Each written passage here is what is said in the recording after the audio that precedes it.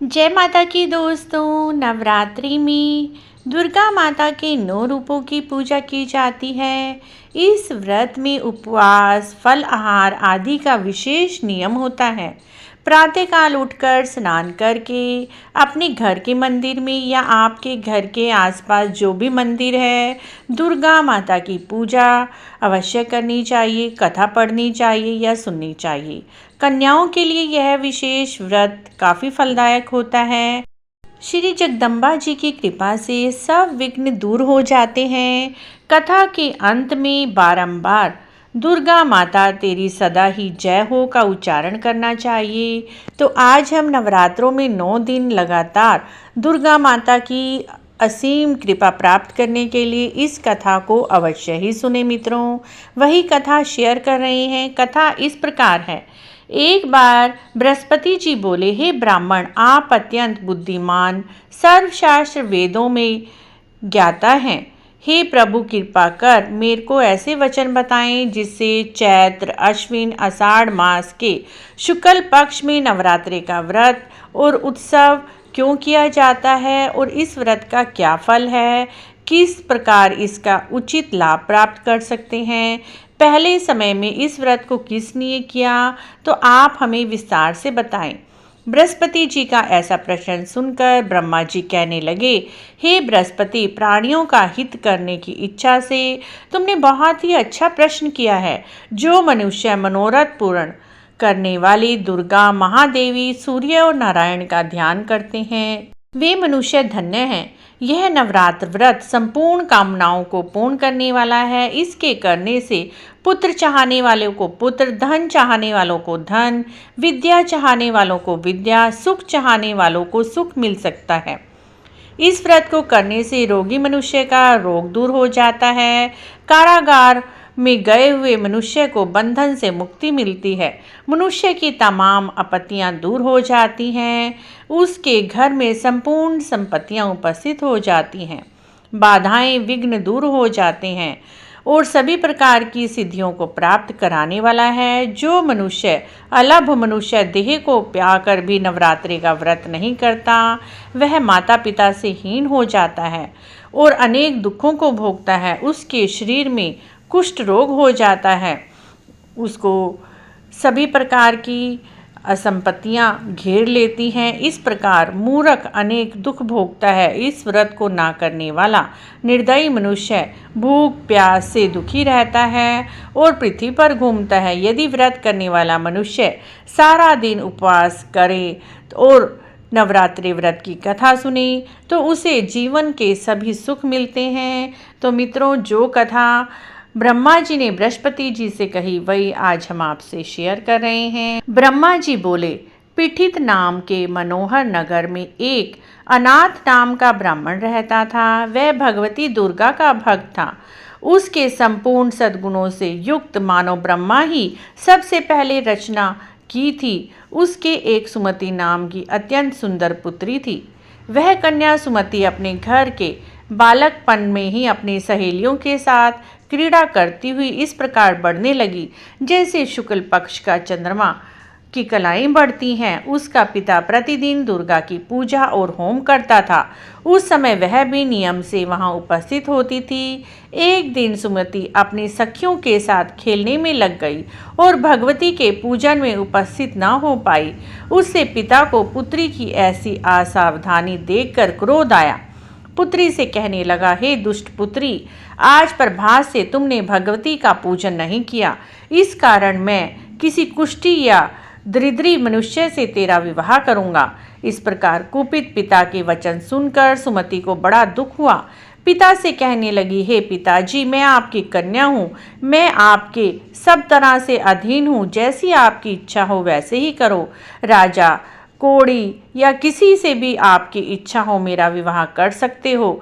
वही जो मेरे भाग्य में लिखा है वही मुझे मिलेगा। मुझे यह पूर्ण विश्वास है। मनुष्य जाने कितने मनोरथों का चिंतन करता है, पर होता वही है जो भाग्य में विधाता ने लिखा है। जो जैसा करता है उसको फल भी उस कर्म के अनुसार मिलता है, क्योंकि कर्म करना मनुष्य के अधीन है पर फल देव के अधीन है। जैसे अग्नि में पड़े तृण अग्नि को अधिक प्रदीप्त कर देते हैं, उसी तरह अपनी कन्या के ऐसे निर्भयता से कहे हुए वचन सुनकर ब्राह्मण को और अधिक क्रोध आया। तब उसने अपनी कन्या का एक कोढ़ी के साथ विवाह कर दिया। अत्यंत क्रुद्ध होकर पुत्री से कहने लगा, जाओ, जल्दी जाओ, अपने कर्मों का फल भोगो। इस प्रकार से पिता के कटु वचनों को सुनकर सुमति वन में विचार करने लगी, मेरा बड़ा दुर्भाग्य है जिससे मुझे ऐसा पति मिला। इस तरह अपने दुख पर विचार करती हुई सुमति अपने पति के साथ वन में चली गई और भयानक वन में कष्ट के साथ इधर उधर घूमती रही। उस गरीब बालिका की ऐसी दशा देखकर भगवती पूर्व पुण्य की प्रभाव से प्रकट होकर सुमति से कहने लगी, हे दीन ब्राह्मणी, मैं तुम पर प्रसन्न हूँ, तुम जो चाहो वर मांग लो, मैं प्रसन्न होकर मनवांछित फल देने वाली हूँ। इस प्रकार भगवती दुर्गा का वचन सुनकर ब्राह्मणी कहने लगी, आप कौन हैं जो मुझ पर प्रसन्न हुई हैं, वह सब मेरे लिए कहो, अपनी कृपा दृष्टि से मुझ दीन दासी को कृतार्थ करो। ऐसा ब्राह्मणी का वचन सुनकर देवी कहने लगी, मैं आदि शक्ति हूँ, मैं ही ब्रह्म विद्या सरस्वती हूँ, मैं प्रसन्न होने पर प्राणियों का दुख दूर करने वाली सुख प्रदान करती हूँ। हे ब्राह्मणी, मैं तुझ पर तेरे पहले जन्म के पुण्य के प्रभाव से प्रसन्न हूँ। तुम्हारे पहले जन्म का वृत्तांत सुनाती हूँ, सुनो। तुम पहले जन्म में निषाद की स्त्री थी, अति पतिव्रता थी। एक दिन तेरे पति निषाद ने चोरी की। चोरी करने के कारण तुम दोनों को सिपाहियों ने पकड़ लिया और जेल में बंद कर दिया। उन लोगों ने ना तो तुम्हें भोजन दिया ना पानी दिया। इस प्रकार नवरात्रों के दिनों में बिना भोजन और बिना पानी के तुम्हारा 9 दिन का व्रत हो गया। इसीलिए 9 दिन तक नवरात्रि का व्रत होने के कारण मैं तुम पर प्रसन्न हूँ। तुम मनोवांछित वस्तु दे रही हूँ, तुम्हारी जो इच्छा हो वह वर मांग लो। इस प्रकार दुर्गा के कहे हुए वचन सुनकर ब्राह्मणी बोली, अगर आप मुझ पर प्रसन्न हो तो हे दुर्गे, आपको मैं प्रणाम करती हूँ, कृपा करके मेरे पति के कोढ़ को दूर करें। देवी कहने लगी, उन दिनों में तुमने जो व्रत किया है उस व्रत के 1 दिन का पुण्य यदि तुम अपने पति को देती हो तो तुम्हारे पति का कोढ़ दूर हो जाएगा और इसकी काया पहले की तरह सुंदर हो जाएगी। इस प्रकार ब्रह्मा जी बोले। देवी का वचन सुनकर ब्राह्मणी बहुत प्रसन्न हुई। पति को निरोग करने की इच्छा से उसने अपने व्रत का 1 दिन का पुण्य अपने पति को दिया, जिससे उसका कोढ़ ठीक हो गया और कांति युक्त हो गया। उसकी कांति के सामने चंद्रमा की कांति भी क्षीण हो गई थी। वह ब्राह्मणी पति की मनोहर देह देखकर देवी को अत्यंत पराक्रमी समझकर स्तुति करने लगी।